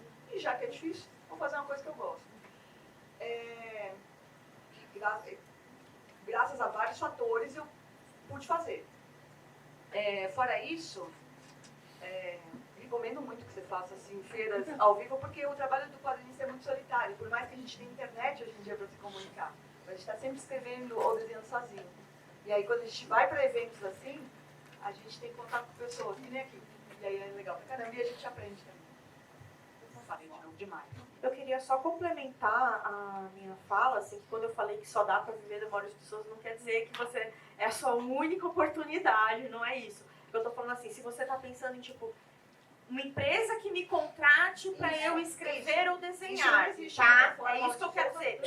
Infelizmente, assim, não existe, por exemplo, você não vai abrir um site de vaga de emprego e vai ter ali o roteirista de quadrinhos, sabe? Isso, infelizmente, não vai existir. Acho que hoje em dia não tem nem pra nenhum lugar, né? Pois é. Nenhuma profissão tem isso ultimamente. Bem falando, né? Mas é o que a Germana falou. Existe um espaço para você fazer o seu quadrinho e vender o seu quadrinho, seja sozinho, seja na internet, seja por site de financiamento coletivo, sabe? Isso existe. E tem uma coisa, a internet, né? A internet é tipo um garfo, é uma ferramenta. Se você pegar o garfo e furar o olho do amiguinho, não vai ser legal. Mas se você usar pra comer, olha que legal. Então a internet é legal por isso. Você fazendo uma boa curadoria. O que é curadoria? Saber escolher direitinho o que você está postando lá, mesmo que você não tenha aquele 90 mil seguidores, entendeu? Você vai chegar. Outro dia eu peguei um job que eu fiquei ligando, foi você? Foi você que me indicou? Não, a pessoa tinha ido no meu Instagram, que nem é tão grande assim, tipo, eu devo ter, tipo, a pessoa já tinha leito no meu Instagram, saca? Ele tem pouquinho alcance, mas a pessoa, por conta dessa curadoria, foi lá e achou, eu peguei um job legal, e pagou legal, entendeu? Então tem isso. E você perguntou sobre a competição no meio. Existe tudo. Você vai ter umas pessoas que você olha de longe assim, você vai falar, que legal, você fala, eita, não é legal não. Mas a grande maioria te abraça, vira uma grande família, entendeu? E aquela família que de vez em quando você vai ter um arranca-rabo, a gente vai brigar aqui, mas não venha falar mal dele não, entendeu? Todo mundo se... A segunda pergunta, ela, sobre a questão se vocês tinham outras profissões, que você até comentou, que trabalhava e desenhava. Vocês, então, né, se tinham outra profissão, ou se já começaram com os quadrinhos, qual a formação, talvez, de você, né, que você falou de publicidade, sobre isso. Então, eu comecei trabalhando de mensageiro, né? Que o pessoal chamava de office boy na época, mas eu falo mensageiro porque toda vez que eu falava office boy, o pessoal perguntava se eu tinha moto. Você não tinha moto? Aí eu falei, não, sou mensageiro. Aí você, tipo, mensageiro faz tudo, né? Você entregava cartas para a empresa, que é CBS, uma empresa da CSN, de previdência, coisas assim. Aí depois eu já comecei em publicidade, né? Eu fiz um técnico em publicidade na minha cidade, aí já escrevi para umas revistas e jornais assim da minha cidade, coisa bem estágio mesmo, dinheiro não estava tendo, era só para ter experiência mesmo, porque na minha cidade sempre teve isso, né? Em comunicação. Ah não, a gente não vai te pagar, mas a gente vai te indicar, né? Nunca vi indicação nenhuma, mas tudo bem. E desde então eu fui fazendo, depois eu fui à faculdade eu continuei em publicidade. Aí a minha primeira agência, assim, um trabalho assim, mais oficial, eu já desisti. Eu falei, a agência não dá, não é um lugar bom. É melhor trabalhar com arte, né? Então, não tem como. A agência é um ambiente, acho que aqui em São Paulo também é um ambiente até mais complicado, né? E... é assim, não. Então, esqueçam publicidade, vamos fazer outra coisa, sério. E eu comecei a trabalhar com desenho mesmo, eu estava trabalhando como hobby, né, fazendo as tirinhas até a minha primeira Comic Con, que foi em 2017. Aí que, tipo, Comic Con, você ganha dinheiro mesmo, aí você entende que dá para viver disso. Mas como a Germana falou, tem commissions também, o pessoal vai no seu Instagram para te contratar para trabalhos, né, eu estou fazendo um trabalho agora com o TFT, e não sei quem me indicou também, só chegaram até mim, e vai sair esse trabalho ainda. E é basicamente isso, você trabalha fazendo merchandising seu, você trabalha fazendo seus quadrinhos e fazendo trabalhos por fora, assim, para outras empresas, ilustrando para empresas também, que é um dinheiro bem legal. Sabe o que é commission que você está falando? Não. Commission é quando alguém vira para você e fala assim, eu queria um desenho do Wolverine beijando o Scott. Aí você fala, ok, e aí você faz, você paga por isso. Ou eu queria um desenho meu e da minha namorada. Entendeu? Isso é commission, é encomendar um desenho. Isso acontece muito com a gente que faz desenho. Roteiristas choram. Roteiristas choram muito, por sinal. Porque ninguém te paga pra fazer uma fanfic do Wolverine com o Scott. Isso é muito sacanagem, mano. E olha, eu acho que uma fanfic dá pé, do Wolverine dando uns beijos no Scott ia ser tão legal. Eu ia me amarrar de fazer isso aí. Mas enfim, ninguém... A gente roteirista é trouxa, a gente faz as fanfic e bota de graça na internet. A gente é muito trouxa, mano. Mas tudo bem. Mas então, no meu caso, foi muito engraçado, porque eu comecei a fazer quadrinhos quando eu ainda estava na faculdade. Então eu nem tinha emprego, nem nada. E foi surgindo a oportunidade de eu ir fazendo um quadrinho aqui, outro ali, coisa e tal. E, pô, bacana, né? Aí eu me formei em educação artística. E eu dei aula por um tempo, mas não curti. Aí depois eu fui pingando num monte de trabalhinhos, assim, tentando me encontrar ali, porque eu sentia que eu não estava fazendo o que eu sabia fazer, sabe? Até que surgiu a oportunidade de eu fazer um teste na Maurício de Souza e deu super certo. Aí eu fiz um número da Turma da Mônica Jovem, depois eu fiz 2, depois eu fiz 3, aí quando eu vi eu tava fazendo todo mês. Então, e aí deu super certo, assim, e eu tô nessa desde então. Mas tem a parte ruim que eu nunca peguei e nunca consegui fazer o meu trabalho autoral, porque é um trabalho que cobra tanto de você, que assim, apesar de eu fazer quadrinhos há mais de 15 anos, eu tive poucas oportunidades de fazer coisas autorais. Você fez uma adaptação, não foi? Você fez uma adaptação recentemente? Eu fiz uma adaptação do Morro dos Ventos Uivantes. Eu amo esse livro, essa desgraceira mental. Pois é. E foi muito legal porque é um quadrinho de romance, mas um romance trágico, assim, tudo errado. Esse é um povo horrível, você acha todo mundo detestável. Todo mundo é horrível. É maravilhosa a história, entendeu? É leva a chorar. Mas uma coisa que foi muito legal que deu pra fazer nesse quadrinho, que eu fiquei muito feliz, é porque, assim, tem um personagem principal, o Radcliffe, que ele é um cigano. Dizem que ele tem etnia cigana. E engraçado que em todas as adaptações de cinema, você é sempre branco, gente. Sempre um menino branco. Tem até uma hora que fala assim, ele veio da Índia. Então, ou seja, ele deve parecer um moço indiano. Pois é. E sempre fazia... Aí era muito bizarro o pessoal, tipo, tratando o menino mas tipo, mas por que, gente? Bota o Daniel Day-Lewis, né? Pois é. Chega transparentão branco.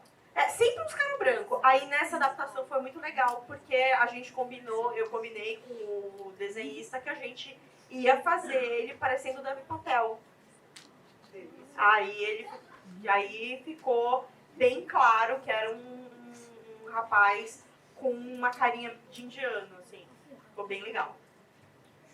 Muito bom. Tinha pergunta lá em cima, né? Calma aí que vai lá pra cima e depois vem.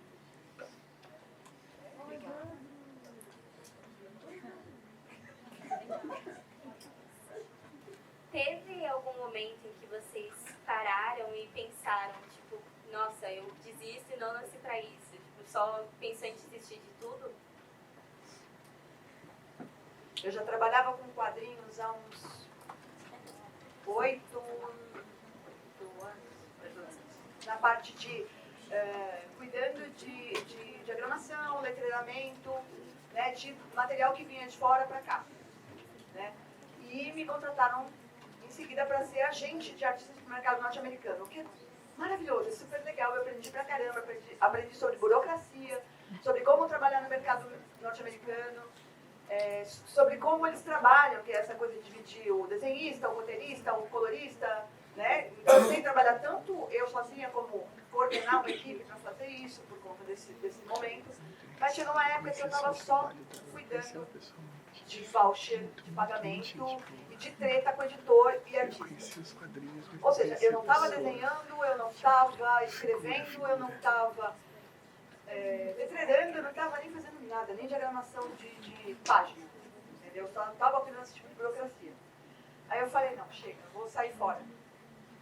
Além de eu não estar fazendo meu próprio quadrinho, eu estou morrendo na burocracia, entendeu? É legal, mas eu estava me sentindo muito insatisfeita. E aí eu fui trabalhar numa galeria de arte, como eu falei no começo, sou formada em artes plásticas, fui muito feliz, foi muito legal. Tive o privilégio de continuar numa área artística, né? Mas eu não era tão feliz quando fazendo quadrinhos, mas pelo menos não estava tão massacrada fazendo burocracia. E aí foi nessa que eu fui visitar uma feira de quadrinhos que tem em Belo Horizonte. Isso, o FIC, foi em 2013, nós 10 anos. E aí o Jorge Pérez, que é esse autor norte-americano, pegou o meu desenho e falou assim, o que você está fazendo fora do mercado, menina? Aí eu esqueci que falava inglês, esqueci que falava português, comecei a chorar na frente do homem. Já voltei de lá desenhando e tirando da gaveta coisas que eu fazia. E um quadrinista, profissional dos quadrinhos aqui do Brasil, chamado Franco de Rosa, que é tipo um dos caras mais antigos e mais... Se o mundo fosse justo, esse homem era tão famoso quanto Maurício de Souza, porque todo mundo que trabalha quadrinhos já passou na mão dele, já trabalhou com ele, e ele é incrível, ele é uma pessoa ética, gentil e tal, e ele estava juntando um monte de mulher para fazer uma coletânea chamada As Periquitas. E ele me chamou a Laerte, chamou a Claudaília, que ele virou na editora também, dessa edição, e aí foi aí que eu comecei e não parei mais, mas eu tinha largado. Eu tinha ido para as artes plásticas, ainda que fosse arte, eu estava cuidando de museologia, curadoria de museu, essas coisas.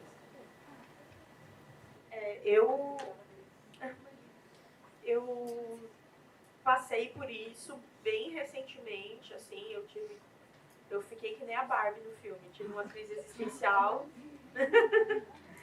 E... Hey, Barbie. Porque assim, comigo foi uma estafa de fazer quadrinhos, porque eu estava fazendo muito quadrinho, cada vez mais rápido e sendo cada vez mais exigida. Isso é a parte chata de você fazer um quadrinho que não é para você, entendeu? Que não é da sua lavra, que não parte de você para você mesmo e depois você apresentar para o mundo. Trabalhando para o Maurício, né, existe uma avaliação, existe uma expectativa, porque bem ou mal é como se eu prestasse serviço para ele, então é como se ele fosse, entre aspas, meu cliente. Só que assim, às vezes vem umas exigências que pesam, sabe? E eu tava numa vibe assim, de eles estavam me pedindo mais quadrinho, mais rápido, mais complicado. Os estavam doentes também no meio dele. Pois é, minha vida tava um caos, assim, e justamente eu não tava conseguindo ter tempo pra cuidar nem de mim, sabe? Aí eu comecei a ter umas dores de cabeça estranhas, comecei a ter umas dores no corpo, umas coisas assim, e eu percebi que eu tava com burnout. O famoso esgotamento, né? E eu tive que chegar pra eles e falar, gente, eu preciso parar, porque senão eu vou morrer. Sabe, eu tava assim, muito insatisfeita, tava com depressão, né? Eu tenho depressão, mas assim, foi para um estado muito... Eu fui pro fundo do poço, assim, tava odiando tudo que eu tava fazendo, porque parecia que, por mais que eu me esforçasse, nada era suficiente, porque sempre tinha uma crítica, sempre tinha... Tava estranho, assim, eu tava num projeto que não tava rolando, e que eles estavam exigindo, assim, eu tava dando... Não tava dando 100%, eu tava dando 120% e parecia que nada era suficiente e eu realmente me esgotei, assim. Aí eu parei e foi muito louco, porque foi um pouco antes de começar a pandemia, sabe? E eu suspendi o meu trabalho com a MSP e eu tinha uma grana guardada, assim, então eu pude viver um tempo dessa grana, mas eu fiquei assim, tipo, mano, o que eu faço agora? Eu não sei o que eu faço. Uma pandemia sabática. Foi meio isso, sabe? Eu passei a pandemia muito mal e muito repensando minha vida, assim. Então agora eu tô voltando... Não tinha problema nenhum não, né, na pandemia? Pois é. Aí agora eu tô voltando... Agora eu tô voltando a falar com a Maurício de Souza, eu tô pensando em projetos pessoais, mas eu tô, assim, numa vibe muito, assim, eu quero continuar fazendo quadrinhos porque é o que eu amo fazer, mas eu quero ter uma relação mais saudável com isso, assim, eu quero colocar mais limites e colocar mesmo, assim, tipo, se um projeto, porque assim, eu tenho uma dificuldade muito grande de dizer não e de reconhecer que às vezes a coisa não tá rolando, entendeu? Então, assim, se eu tiver num projeto que eu tô sentindo que não tá dando certo, em vez de eu só ficar ouvindo os outros me detonando, eu vou falar, talvez eu não seja a pessoa mais adequada pra fazer isso, sabe? Em vez de ficar dando murro em ponta de faca. Mas é isso, assim, eu fiquei um tempo sem fazer quadrinhos, mas faz muita falta, porque é uma coisa que eu amo demais, assim. Nossa, eu fiquei bastante, né? Porque eu comecei trabalhando e eu trabalhava, fazia faculdade. Tinha dias que eu saía às 6 horas da manhã e chegava meia-noite em casa, então não tinha tempo para produzir, né? E no meu começo que eu falo, os primeiros 3 anos, eu postava tirinha todo dia, então não tinha descanso, né? Então aconteceu basicamente o que aconteceu com a Petra, só que eu falei, para de ser doido, você trabalha para você, sabe? Não precisa fazer tirinha todo dia. Aí eu parei de fazer tirinha todo dia e começou a ficar mais tranquilo para fazer, mas às vezes tem alguns momentos assim, ou quando eu estou produção com um livro com alguma editora ou algum trabalho maior, eu paro, porque assim, não existe parar totalmente, porque fazer outras coisas são muito piores para mim, né? Então, às vezes eu paro 6 meses de fazer, aí eu fico um tempo sem fazer e eu não me cobro porque, enfim, eu lembro daqueles 3 primeiros anos que eu postava tirinha todos os dias, então era 365 tirinhas por ano, sabe? Então, e depois você descobre que você pode repostar as tiras. Nossa, e vai ter alcance do mesmo jeito, sabe? Quando eu descobri isso, fiquei mais 3 anos só repostando.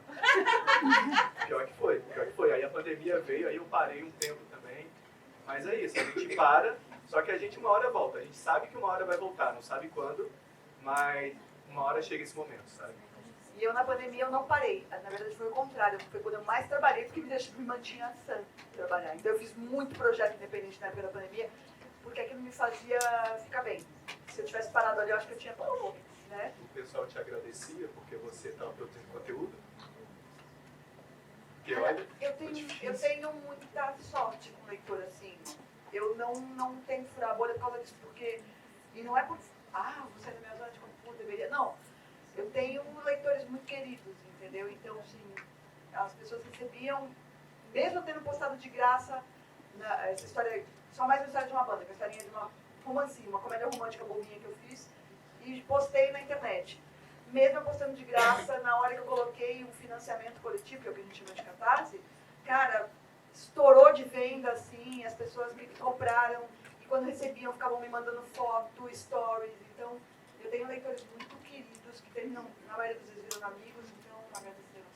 pandemia foi a época que eu mais consumi quadrinho independente, assim, que eu não estava conseguindo criar, eu tive o famoso bloqueio criativo, né, não conseguia, eu estava na depressão, assim, então não tinha ânimo, mal tinha ânimo para levantar da cama, assim, então eu ficava lendo muito quadrinho, foi uma época muito prolífera, eu vejo que muita gente ficou fazendo quadrinho na pandemia. Eu me aproximei de muita gente, assim, porque eu fazia questão de comentar, de mandar mensagem, falando, puxa, que legal esse capítulo, puxa, essa tira falou muito comigo, assim, nossa, eu me aproximei de muitos quadrinistas independentes, assim, e isso é uma dica, sabe? Às vezes, parece que a maioria vocal é quem não gosta. As pessoas que não gostam fazem muita questão de manifestar a sua insatisfação. E às vezes, as pessoas que gostam só leem e falam, que legal, e vão embora.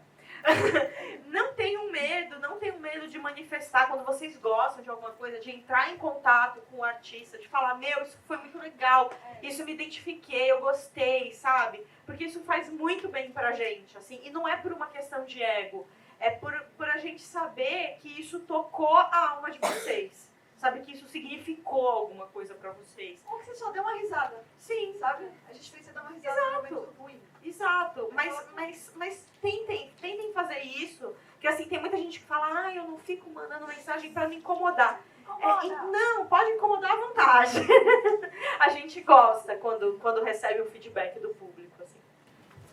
Gente, uma última pergunta, porque já vai dar o nosso horário. Eles vão cair também, dá pra ir conversando, né? Aí mais um pouquinho, mas vamos para uma última pergunta. Cadê meus ajudantes? Ó, tem aqui. Eita, gente, são muitas últimas perguntas. Olha lá, vamos ver se vai dar tempo de mais uma. Vamos lá. Prometo falar pouco. E depois que vocês começaram a escrever e desenhar, um tempo depois vocês não conseguiam mais desenvolver ideias para desenhar e escrever. Não tem isso. Isso não existe.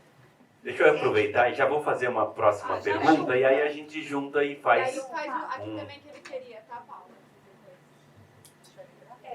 Bom, a minha pergunta vai para Germana. Entre esse mundo dos quadrinhos e tal, todo esse tempo que você tá, eu queria saber se você foi mais criticada entre ser uma mulher e escrever quadrinhos e entre ser uma mulher ou bissexual e escrever quadrinhos. Eu amei. Mais uma aqui. Peraí que eu já te respondo, tá bom? Tá. E aí fechou, tá bom? Pode ser? Teve alguma obra que vocês fizeram ou que outra pessoa fez que marcaram vocês? A última.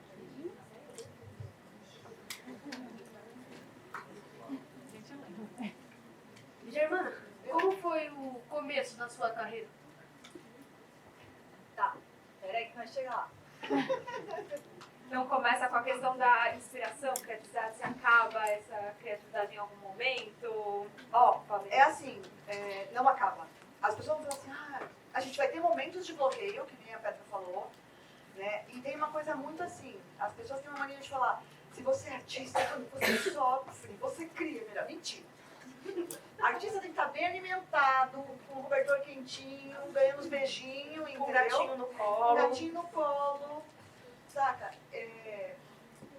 Não acaba. Não acaba. Você vai ter momentos que você... Sabe que nem você tem momentos que você... tô adorando ver série, mas aí chega uma hora que você satura um pouco, mas depois volta, fica maluca de novo. É a mesma coisa. As historinhas não param de pipocar na sua cabeça, os desenhos não param de surgir na sua cabeça. Às vezes você vai ter dificuldade para botar no papel e você vai achar que tá travado. Mas assim, não. A coisa flui e vai fazendo. Não espera estar pronto.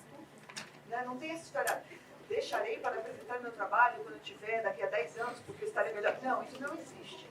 Quem trabalha com arte está sempre crescendo. Eu vou estar com 80 anos e vou achar que os meus desenhos de 80 anos estão melhor do que meus desenhos de 70 quando eu tinha 70 anos. Entendeu? Então não para. E o mundo, assim, eu sempre falo isso, assim, que a gente tem que olhar para o mundo. O mundo está sempre trazendo questões, está sempre tem sempre acontecendo coisas que dão histórias, sabe? A gente sempre... E a gente que faz quadrinhos tem muita opinião A gente é sobre muito fofoqueiro, tudo. a gente é muito fofoqueiro, tá sempre de olho. E a gente tem sempre opinião. A gente é daqueles que acham que sempre tem que dar opinião. Então, bem, o nosso quadrinho sempre são o nosso ponto de vista sobre as coisas. Então, se a gente observa o mundo, a gente para e pensa, eu tenho algo para dizer sobre isso, sabe? E a gente pega e faz. Basicamente, tipo, ninguém perguntou, mas eu vou postar e qualquer coisa eu falo que é uma arte, sabe? É só a tirinha que tá ali. O Twitter sofre bastante com isso, né? Às vezes você faz uma tirinha ali, a galera quer buscar alguma coisa que, tipo, não tem nada a ver. Às vezes eu faço, tipo, uma tirinha pra rir. Falo sobre gostar de café. Aí as pessoas vão buscar referências filosóficas e tudo, e eu deixo a pessoa aí, porque... É muito legal, né? A arte é legal pra você. Foi isso mesmo. Eu nunca confirmo nada. Eu só falo assim, não, vai. Deixinho aberto. Porque, enfim, né? Obra aberta. Obra aberta. Eu vou ampliar um pouco a questão dela sobre a questão do preconceito. Ela perguntou de ser mulher no quadrinho, ou enfim, vocês podem ir na questão do preconceito. Já fui muito criticada por ser mulher e falar do jeito que eu falo. Já fui muito criticada na família. Não precisa nem estar fazendo quadrinho, tá, amiga? É aquilo. Tem crítica. Porque assim, diversidade já era uma coisa para ser saudada, para ser, sabe, enaltecida, sabe? É isso. Olha essa sala, olha como é linda esse caos de gente diferente, né? Não é todo mundo, o mundo não é formado por homens brancos cis héteros de 30 anos. Graças a Deus. Né? Deus me livre se fosse assim. Pensa que monótono, que chato. Né? Você ia achar o primeiro bonitinho, o segundo você ia olhar assim e falar, nem boca tem, né, gente? Cadê os lábios desse homem? Que raba pequena. Cadê as mulheres? Né? Ainda mais eu que soube, a olhar e falar assim, cadê as mulheres? Né? Mas enfim, era para ser parabenizado, era para ser alegre, era para ser isso. Eu queria muito que meus quadrinhos fossem uma celebração a tudo isso. E eu faço para isso. Mas se eu consigo ofender uma pessoa que acha ruim que o mundo seja diverso, eu queria que essa pessoa não existisse, não no sentido de obliterar. Eu queria que ela tivesse a cabeça aberta e já percebesse o quão mais rico e bonito esse mundo é diverso. Mas se ela não é, se ela, além disso, ela não está disposta a refletir a respeito disso, e ela está disposta a querer me matar ou matar quem é diferente a ela, se eu ofendi essa pessoa, também termina sendo elogio. Então, quer falar mal que eu sou bissexual, venha meu bem. Eu vou subir no salto e dar não, mentira que eu não sei flertar. Eu vou continuar só achando que sou, né? Será que aquela moça olhou pra mim ou ela estava só achando meu cabelo feio que eu parei de pintar? Entendeu?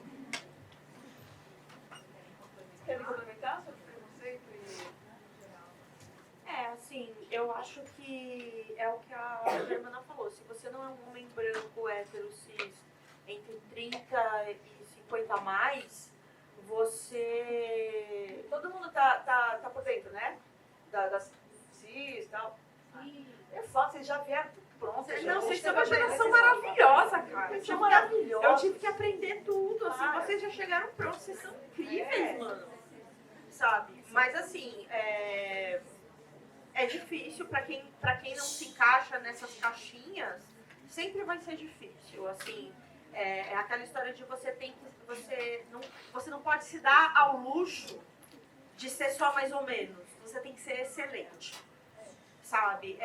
Lá na Maurício de Souza, eu sou a única roteirista mulher, assim, tipo, que faz a turma da Mônica Jovem. Teve algumas garotas que tentaram e não deram prosseguimento, mas assim, e tem uma outra mulher que faz o quadrinho da turminha. Então somos praticamente só 2 mulheres no meio de 30 tiozões, sabe? Então, e é complicadíssimo, né? Porque você tem 30 caras ali, e geralmente a maioria mais velho, sabe? E praticamente todos com o mesmo ponto de vista. Eles falam sobre as mesmas coisas, sabe? E aí, tanto que assim, foi engraçado. O primeiro conselho que um homem me deu quando eu entrei na Maurício de Souza foi: fica quietinha e não chama atenção. nas reuniões. É melhor. Aí eu pensei, maravilha, eu vou fazer exatamente o contrário. Porque não tem o que fazer, sabe? Eu claramente não me encaixo naquela galera, sabe? Tipo, eu de cabelo colorido, coisa e tal, sou pelo menos 20 anos mais jovem que a maioria ali, sabe? Tem pessoas da minha idade, mas assim, a maioria é gente mais velha que eu. Assim, eu não vou ficar aqui me escondendo. Eu vou pegar e falar, entendeu? Porque o que eu tenho pra trazer pra cá é justamente o meu ponto de vista, que não é igual desses caras. Agora, vem crítica sim, eu vejo que quando eu falo, tem gente que revira o olho, tem gente que dá risadinha, que faz piada, isso acontece, sabe? E aí é duro. Você fica mais forte que... Exatamente. Não, e assim, e tem isso, você tem que responder com o seu trabalho, e é duro isso de você não poder se dar o luxo de ser mediano, que tem muita gente que só faz o mais do mesmo e tá tudo bem. Não, você tem que ser excelente, você tem que se destacar, você tem que ser mais, sabe? E aí foi assim que eu ganhei o meu burnout. Mas infelizmente é a realidade. Infelizmente acontece. Porque eu sou acima da idade deles, Dá. Eu falando lá no microfone. Que é cis, eu não sei, aí eu pergunto.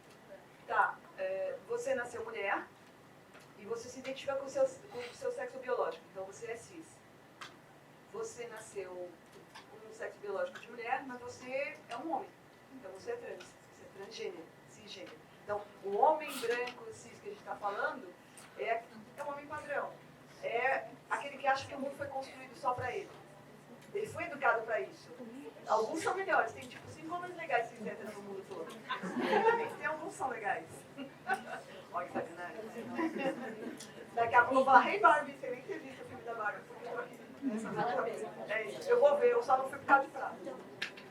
Alguém quer complementar? Já falaram tudo, já não tem o que falar.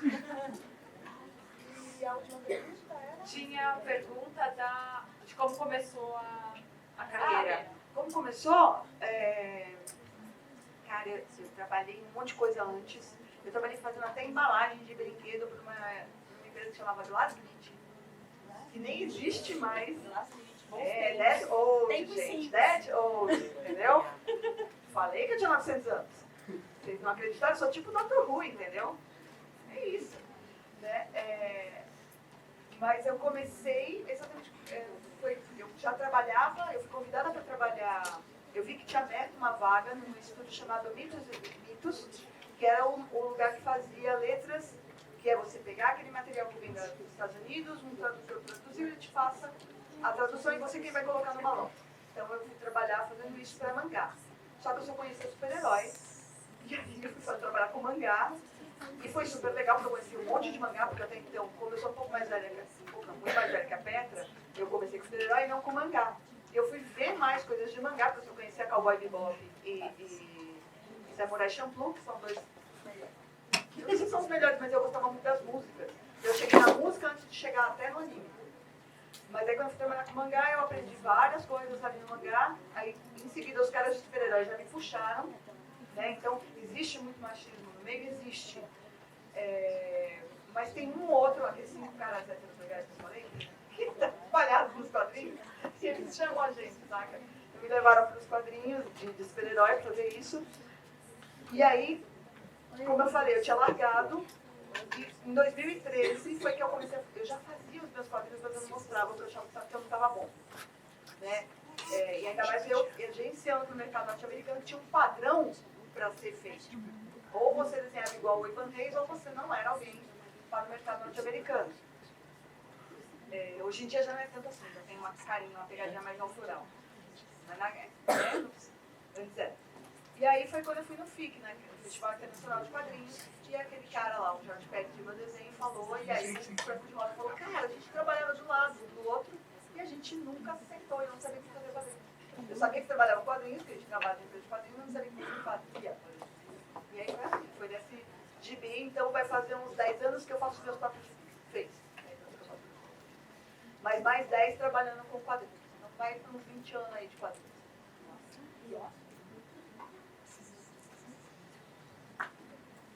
Tinha uma outra... alguém tinha feito a pergunta, né? Qual que era? Você pode me lembrar? Que a gente pegou um monte... Você consegue falar alto daí? Se vocês fizeram uma obra ou alguma pessoa que fez uma obra que marcaram vocês. Nossa, muitas. Eu já citei aqui Sailor Moon, né? Que foi o anime que abriu, anime/mangá, que abriu os meus olhos, assim, que me fez ver muito além. Eu sempre vou citar ele, assim, não é o melhor mangá do mundo, ele tem seus problemas, mas foi uma marca na minha vida. Definitivamente foi uma marca. Mas tem vários quadrinhos que me influenciaram muito. Mafalda, Calvin Haroldo, sabe? Eu acho que esses quadrinhos que eu li na infância, assim, Calvin Haroldo principalmente porque tem muito um lance do diálogo, assim, das tiradinhas, sabe? E eu gosto muito de trabalhar diálogo, eu não faço diálogo só funcional. Eu gosto de dar voz pro personagem, dele ter um jeito de falar e cada um ter o seu jeito de fazer humor, sabe? E isso pra mim foi muito marcante. A inspiração do meu pai, que ele não conseguiu trabalhar com isso e morreu sem trabalhar. É triste, mas Sim. É porque na época eu sempre falo com as pessoas assim, ele desenhava nível Marvel e DC, só que tipo no interior do Rio, num lugar que não tinha informação de nada. Então eu sempre me inspirei nele para não ir pelo mesmo caminho que ele, né, que ele teve que trabalhar com outras coisas e desistiu de desenho. Eu sei quanto isso é difícil, né, trabalhar com outras coisas quando você tem uma paixão em outra. É foda. E meus amigos que cresceram comigo desenhando na mesma época, né? Como não chegava muita referência na minha cidade, a gente se inspirava e ia, né? Alguns pichavam mesmo, outros iam pro mural, outros faziam rabiscos de caderno, tipo eu mesmo fazia. E a gente ia se apoiando e alguns estão fazendo isso até hoje, sabe? E eu tô indo pro lado das tirinhas, eles estão lá fazendo mural na minha cidade, às vezes vem pra cá, vai fazer alguma coisa aqui. E é isso, a gente busca inspiração próxima, né? Eu gosto disso. No caso, eu tenho uma santa trindade, que é o Neil Gaiman, que é o cara que escreveu Sandman. Né? Eu tenho um altar para esse homem, porque ele é um homem que sabe escrever mulheres. Né? Não escreve mulheres só como Deus o abençoe. Ele escreve mulheres. Tem dois caras que eu amo muito, que são os irmãos Hernandes. São dois autores que, assim, esse de fato é meu desenho, parece com um desenho de um deles, de tanto que eu amo os caras, que é o Jaime Hernandes. Porque tudo que ele fez, eu me enxergava muito lá. Eu sou uma pernambucana que mora em São Paulo desde pequenininha. Né? A personagem principal dele é uma menina mexicana que mora em Los Angeles há muito tempo. Então tem aquela coisa, aqueles paralelos. A menina gosta de punk rock, eu gosto de punk rock. Né? Então eu cresci junto com essa personagem dele, com a mãe. Quando ela fez 40 anos, ele fez tira de 40 anos, eu estava fazendo 40 anos. Sabe? Então tem muitos paralelos, ele também tem um altar. Né? E o outro é o irmão dele, que é o Gilbert Hernandes, que tem histórias que parecem... se você vir novelas do Jorge Amado, ler livros de Jorge Amado, tem aquela pegadinha, sabe? São os contos de Palomar, então, tem pessoas muito diversas, as pessoas... são pessoas que parecem de verdades. De verdades é ótimo, de verdade. E eles me influenciaram nesse sentido. Toda história que eu crio, seja minha, seja para adaptar, eu tenho que criar uma vida daquele personagem. Ele tem que parecer uma pessoa de verdade. Eu vou saber até a cor favorita, mesmo que eu não ponha no quadrinho, porque se você conhece uma pessoa, ela não uma pessoa, é mais fácil das histórias se desenvolverem em volta dela. Entendeu? Então... Gente, acho que dá pra gente ficar aqui o dia inteiro, mas temos horário. Então eu vou encerrando essa mesa. Eu acho que quem quiser também vir aqui conversar com eles, eles imagino que estão disponíveis. Eu quero agradecer muito.